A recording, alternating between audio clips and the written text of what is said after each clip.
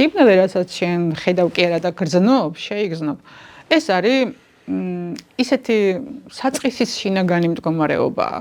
უბრალოდ სიბნელეთ იმიტომ ხედავთ ხოლმე, რომ ვერ ვხედავთ, რაღაცას ვერ ვხედავთ, რაღაცის აღქმის უნარი ჯერ ჩვენ არა გვაქვს და იქ ვხედავთ სიბნელეს.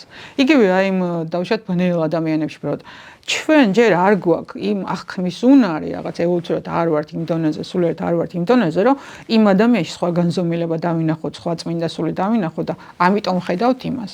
ანუ სიბნელე არის უბრალოდ ჩვენი აღქმის ნაკლოვანება. არ არის ჯერ ბოლომდე განვითარებული და სინათლე არის, როდესაც ჩვენ შინაგანი გრძნობით ვხედავთ. ეს არ არის სამყაროსეული სინათლე, არ არის რომ კი შევა მართლა განათებულად დავინახოთ რაღაცა, მაგრამ ეს არ ნიშნავს, რომ სიბნელისგან განცალკევებულია.